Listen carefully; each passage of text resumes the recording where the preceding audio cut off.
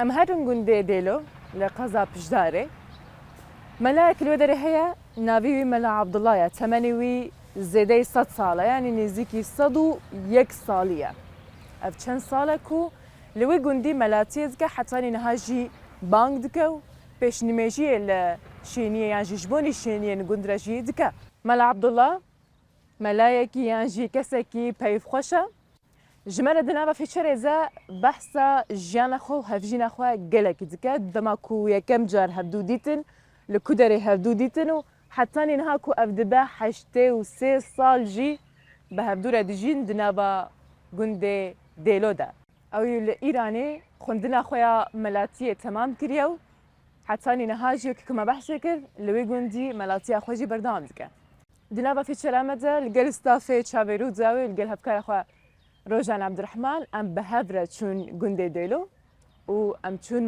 مالا عبد الله جی و ما او جنیز و ناسکر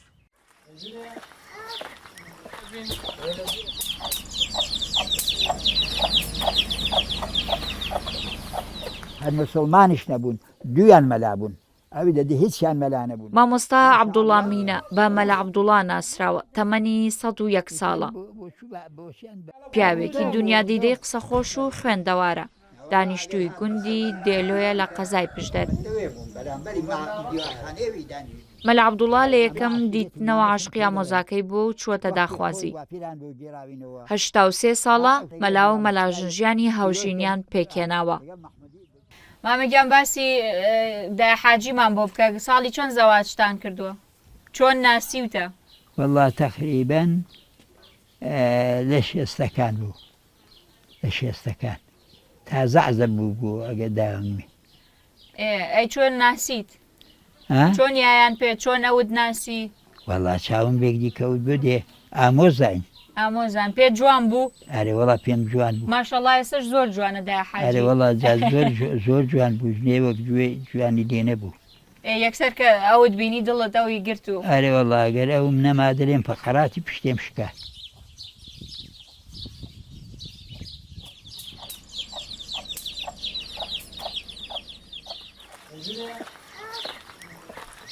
الله أكبر الله أكبر الله أكبر الله أكبر. مەلا عەبدوڵڵا سەردەمی مێرمنداڵی و گەنجەتی بە گەڕان بە دوای زانستدا بەسەر بردووە. زۆر گوند و ناوچەی ڕۆژهەڵات گەڕاوە بۆ خوێندنی فەقێتی و مەلایەتی.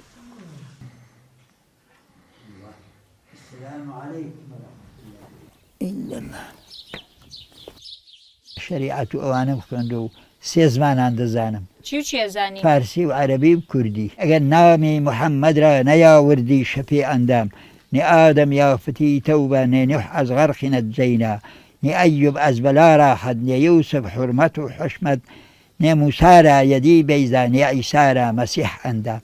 فارسی زوو دەزانم ئەلحەمدولله هەر بەبێش ژیانی فەقێتیە زۆر بەکوێرەوەری ژیان ماشاءالله لە بۆ سێنێرا لێ فەوکتێم لەسەر شانداناون چوو بە کۆیە لە بۆ خوێندنێ لە خەسرۆکێم لادا ینی نان و ماس دەکەم تێری پڕ خوارد ئەگەر چوون بە کۆیە سوبحان الله مەلیک فەیسەڵی ئەوەل هات بوو بە بیریوە چوو بوو بەستە شیعرێکی عەرەبی پێ هەڵاگوت بوو هات بۆ گوتووی دەبێ ئەو مەلا هێندە مەلایەکی قابیلە دەبێ هەم جادەی بۆ بێنن هەم کارە باشی بۆ بێنن جا خەسرەکەی هەرما بوو بۆ خۆی وەفاتی کرد بۆ ئەمە دەچوین لەوێ دەورن دەکردنەوە گە تەماشان کرد دەستن لێ دەدا لە پلاکی ئای ئەو ڕووناکە لە کوێرا دەیە نە لە ڕانیە نە لە خەڵازدێ لە هیچی کارەبانە بوو. پێیان هاتو چۆتان کردو وەڵڵا سارەی چی سارەنەوە وەڵڵا هەر نێویشت نەدەزانی.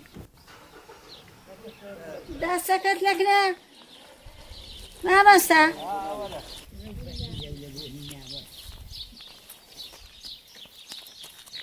تەمەنی لە سەدەیەک لایداوە. مەلا عەبدوڵڵا مل بۆ پیری نادات و تاوەکو ئێستا بە دوای کاردا دەگەڕێت. دەچێتە دەشت و دەر گیا و گەڵا بۆ مانگەکانی کۆ دەکاتەوە.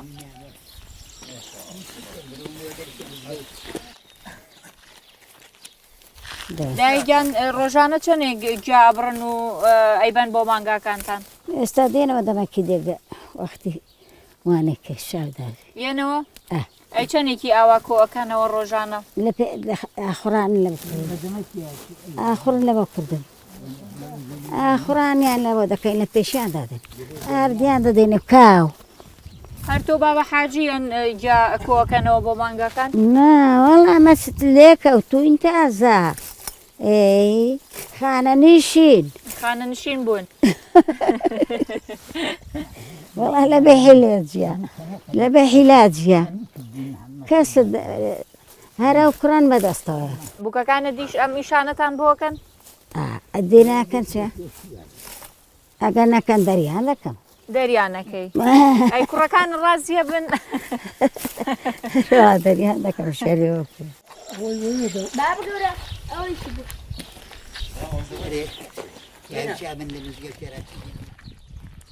ژیانێکی سادە لە گوندەکەیاندا دەگوزارێنن.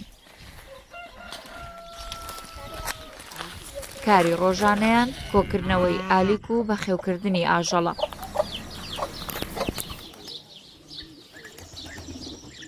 ڕۆژان عەبدوڕەحمان، ڕوودا و گوندی دێلۆ. حافیز ماڵتان ئاوا بێ.